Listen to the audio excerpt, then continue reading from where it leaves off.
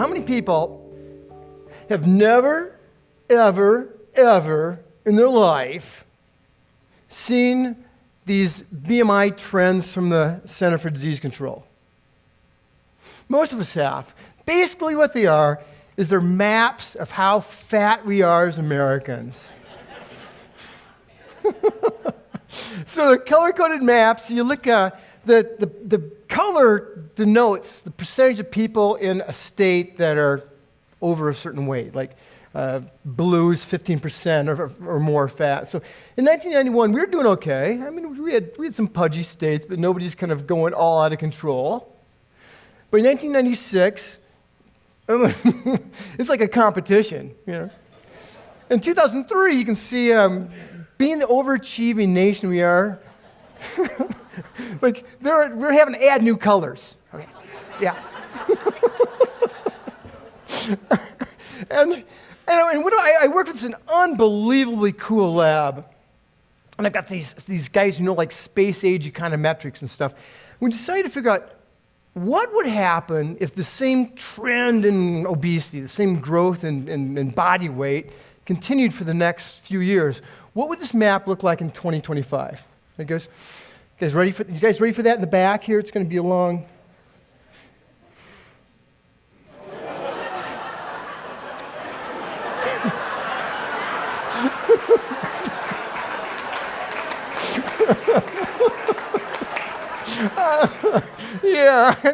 yeah. Pick your state. Well, what we're going to talk about today, I'm going to start with two obesity myths. And the first obesity myth is that buffets make us fat. And the second myth is that we're smarter than a cereal bowl. Both myths. And then I'm going to end with 3 changes you could make today if you wanted. 3 easy changes. 3 easy changes. So here's where we're at. This is my favorite quadrant. Now, this afternoon we'll be talking about all 6 quadrants. We'll be showing cool stuff in all 6 quadrants. But this is my favorite quadrant because what it does is structural changes you can make. You don't have to rely on motivation. You just do it once, and you're fine. But here's myth 1. Buffets make us fat. Now that makes good sense, and you can hear people kind of complain about that and talk about that and point fingers and wag things like this. But you know, the crazy thing is, if you eat at buffets a lot, whether it be a Chinese buffet or a pizza buffet, not everybody there is fat. In fact, about half the people there are pretty darn skinny. It makes you wonder, what is it that skinny people are doing at buffets that heavy people don't?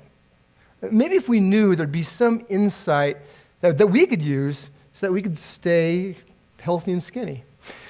So you can just sort of make stuff up, or what you can do is you can actually go stare at people while they eat.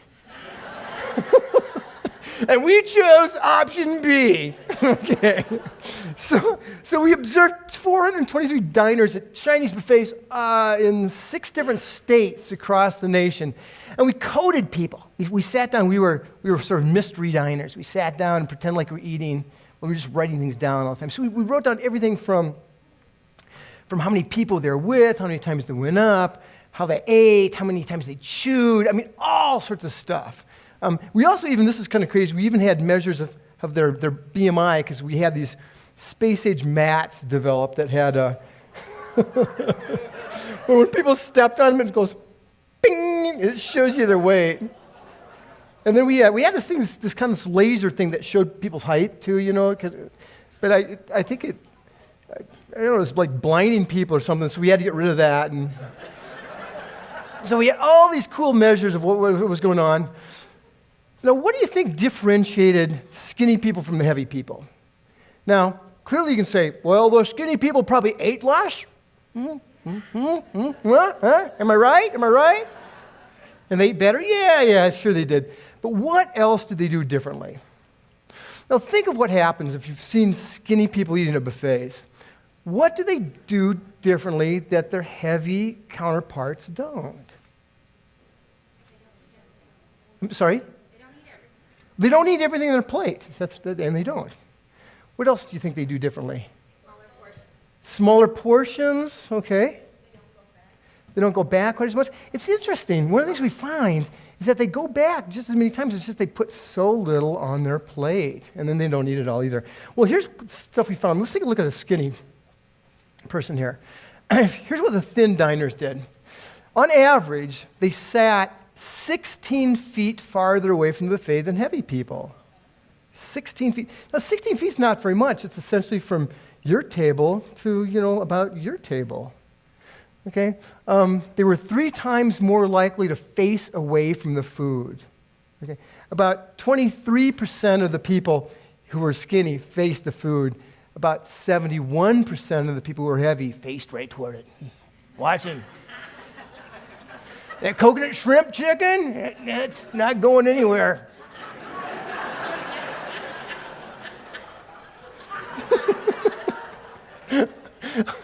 Okay, they're more likely to sit in booths. They're about 3 times more likely to also sit in booths than in tables. They're more likely to have a napkin on their lap. They're more likely to use a small plate. There you go, that's the small portions you're talking about. More likely to use chopsticks. They also chewed 14 times on average, whereas the typical heavy person only chewed 11 times. And the last thing that they did was they were 3 times more likely to scout out the buffet. Okay? Again, it's almost 80% of them, the way they'd approach a buffet is the way a lot of you guys did it today. They would kind of go and they'd get up, they'd kind of look what was going on. Yeah, oh yeah, look at the stuff. Then they'd pick up a plate and go through and cherry pick what they wanted. In contrast to that, the average heavy person, about 70% of them, just went, picked up a plate, and then looked at each item and said, do I want it or do I not want it? No. Do I want it or not want it? Yes. Okay, so let's look at the average heavy person. This a little of an exaggeration, I'm sorry. That's right. Sat closer to the buffet, 16 feet closer, tended to face the buffet, more likely to use a fork instead of chopsticks, more likely to sit at a table, more likely to use a large plate, okay? Now, if you look at this, you say, well, yeah, but that's just correlational. We don't really know if it's causal. But the nice thing is, it's a good way to bet. If you want to be a skinny person, you might want to probably act like one. But the crazy thing was, when we asked some of these people, a subset of these people when they left the buffet, hey, why'd you sit so close to the buffet? Or why did you face away from the buffet? Or why did you scout out the buffet? Or why did you do this? Almost every answer was the same. It was like, I did. And most people had no clue as to why they're doing what they did. It had just become habitual over the time. So one solution for this would be to tell all diners, okay, sit far away and face away, scout at the buffet, use smaller plates, etc. But another solution was a solution a restaurant came up with. And I got this letter from this guy. He said he's an owner of Chinese buffets in central Pennsylvania. I know what's going through your mind. You're saying, really?